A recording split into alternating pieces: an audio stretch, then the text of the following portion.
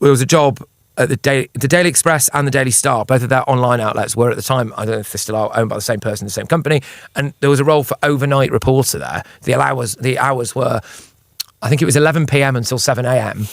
And the money was shit, and it would involve moving to London. But I just realised that was the way into the Nationals. So I went for that job. I got that job, and then started, quite quickly became the overnight editor there, which was a lot of pressure and responsibility. And it coincided with the time of Trump's election, the initial first wave of the migrant crisis in Europe, which unsurprisingly came hand in hand with a lot of terrorist attacks as well, Brexit, that time period.